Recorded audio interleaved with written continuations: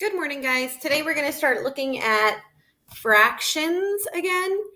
And I really strongly recommend for the fractions unit that hopefully you're already starting off right by watching this video, but please watch all of the videos I post because fractions are the kind of thing that if you haven't done them in a while can go wrong. So make sure you're watching the videos, you're looking at the anchor charts, which are the images that I include at the top of every lesson for you to go back and look. Just like in class, we would go back and look at the anchor chart to remember the definition of numerator and denominator. So let's take a look at the beginning of this lesson, fractions, naming equal parts. So this is kind of like pre-fractions almost. This is even before you start fractions, you have to know how to name equal parts when looking at models and number lines, which are the two ways we're going to be looking at representations of fractions today. So let's take a look at this first model and this first number line. They both show the same number of equal parts. Now for the model, it's going to be easy for you to find out how many equal parts are represented here, right? 1, 2. Do you remember the name of two equal parts? Let's check and make sure that this number line represents the same number of equal parts. Do you remember how to count the number of equal parts in a number line? What do you do first? Circle 0, circle 1, and hop to find the number of parts in the number line. 1, 2. 2 equal parts in the model, 2 equal parts in the number line. What are 2 equal parts called? That's right. Halves. Do you remember what one of these parts would be called? 2 equal parts are called halves. One of those parts would be called 1/2, right? Let's take a look at the next model in number line. How many equal parts are in this model? 1, 2, 3. Now let's check the number line. Circle 0, circle 1, and hop. 1, 2, 3. There are 3 equal parts in this number line, just like there's 3 equal parts in the model. Sorry, something weird is happening with the color. What are 3 equal parts called? Thirds, right?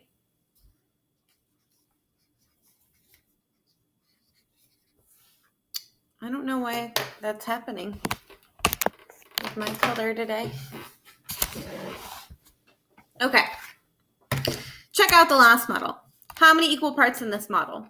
Easy to count the equal parts in this one, right? 1, 2, 3, 4. Circle 0, circle 1. No, you can't skip that step ever, please. And hop.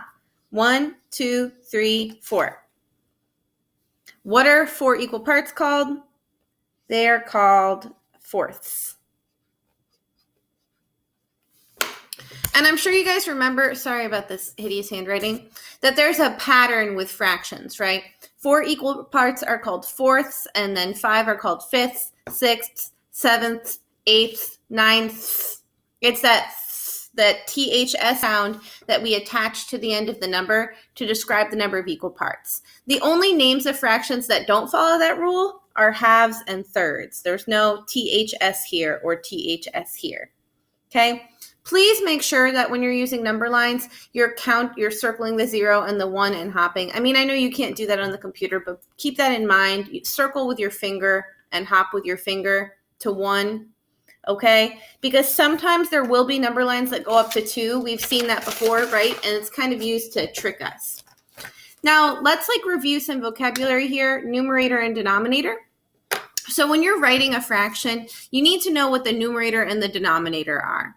These 2 words tell you what the top number in a fraction is called and the bottom number of a fraction. Now, on top of a fraction, you have the numerator. The numerator stands for the number of counted or shaded parts in a fraction, okay? And the denominator stands for the number of parts in one whole. So this model and this number line, they both show the same fraction. Okay, when I'm writing a fraction, usually start with the denominator. So let's try and find the number of parts in one whole, looking at the model and then looking at the number line. In the model, we can see there's 1, 2, 3, 4 parts in the whole model, right? Now, how can we check what the denominator of the number line fraction should be? What should we always do first with a number line? Circle 0, circle 1, and hop, right? 1, 2, 3, 4. There's 4 parts in one hole on this number line. We hop to 1. This is one hole, right? So if we hop from here to here, we just found that there was 1, 2, 3, 4 parts in one hole on this number line, just like there's 4 parts here. And the number of parts in one hole tells you the denominator of a fraction. So we know the denominator of this fraction is 4. Oh, I wrote that backwards. Sorry, I'm writing upside down. The denominator of this fraction is 4. Let's fix this. Thanks for being patient with me, guys. It's not the same as teaching at school. And then let's figure out the numerator. The numerator is the number of parts being counted or shaded. For us, this is usually pretty easy to find with a fraction because we can just count the shaded pieces. 1, 2, 3. Okay, now let's check out our number line. Now, you know, with the number lines, I always recommend that you write in all of the fractions. So this would be 0 what? What goes on the bottom? 0 fourths, right? Because the denominator is the number of parts in one whole, and there's 1, 2, 3, 4 parts in this number line. So we have 0 fourths, 1 fourth, 2 fourths, 3 fourths, and 4 fourths, which you guys know equals one whole, which is why it's at the same place on the number line as 1. So which fraction does this represent? 0 fourths, 1 fourth, 2 fourths, 3 fourths, 4 fourths. Which fraction are they wanting us to choose from here? The one with the point, right? This number line represents the fraction 3 fourths. That's why there's a point at 3 fourths. Just like this model represents 1, 2, 3 fourths, because 3 parts are shaded out of 4. So when you're looking at a number line, you want to find the fraction that's at the point, okay? And this vocabulary is going to be on the anchor chart in the top of your lesson, so make sure you're going back and forth. Now let's write some fractions by looking at some models, okay? We're going to start by writing the denominator of each fraction and then the numerator. The denominator is the number of parts being shaded, is the number of parts in the whole. How many parts are in this whole? 1, 2, 3, 4. So the denominator is 4. The numerator is the number of parts being shaded. How many parts are shaded? 1, 2. The denominator of this fraction is the number of parts in the whole. How many parts are in the whole? 1, 2, 3, 4, 5, 6. And the numerator is the number of parts being shaded. 1, 2, 3. Is this too easy for you?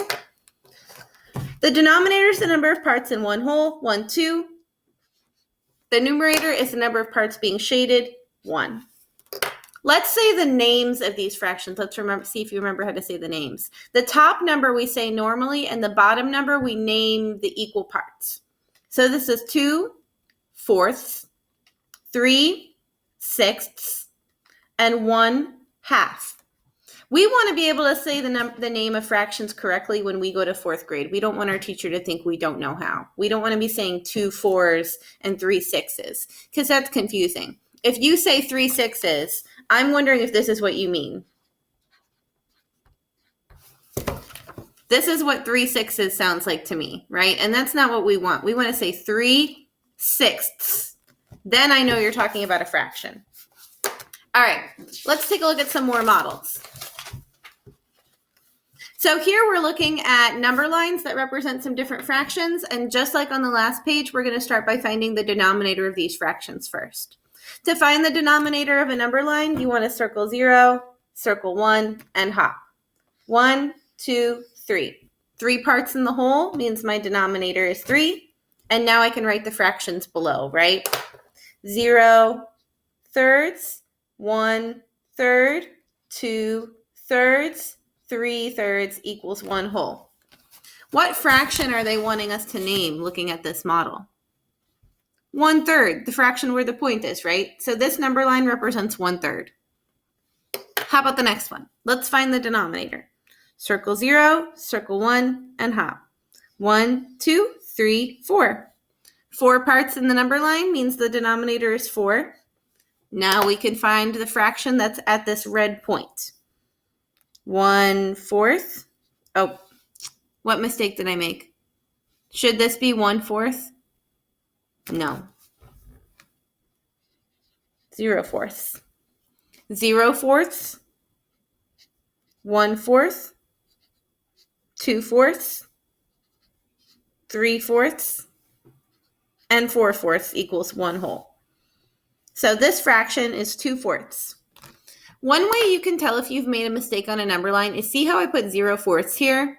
At the end, if I put, it would have been 1 fourth is what I put, right? That was my mistake. 1 fourth, 2 fourths, 3 fourths, 4 fourths, 5 fourths. So when I got to 5 fourths, my brain kind of I should have had the light bulb moment and gone, wait, 4 fourths equals 1 whole, not 5 fourths. So there's no way that my fractions are right? If you get to 1 whole and you don't have 2 halves or 3 thirds or 4 fourths or 5 fifths or whatever, then you know there's something wrong with the fractions under your number line. Okay? Let's take a look at the next and the final number line. So go ahead and find your denominator. Circle 0, circle 1 and hop. Make sure you don't skip any hops. These are smaller, right? 1, 2, 3, 4. Should I stop here? No, please don't. Go all the way to 1. That's why we circled it. 5, 6, 7, 8. 8 parts in the whole. This is eighths, right? And we can go ahead and write our fractions underneath. 0 eighths, 1 eighth, 2 eighths, 3 eighths. So do you see how this has become a little more challenging for me because everything's squished up? Do you remember having to do this in class? How important it is to try and keep your handwriting neat? 4 eighths, 5 eighths, 6 eighths, 7 eighths, and 8 eighths, which is equal to 1 whole, and I know that, so I think my fractions are good. Okay, and which fraction does this one represent? 4 eighths. Okay, we're looking at 4 eighths. Good luck on today's lesson. Thank you for watching my video. It is Teacher Appreciation Week, and I know you appreciate me, so do me a favor and show Miss Gordon and Miss Miller how much you appreciate them by getting their work done. And also check out this video link I'm going to share with you. It's a video that Miss Hall made, and all of the teachers at Winbrook are in it. So, thanks, guys.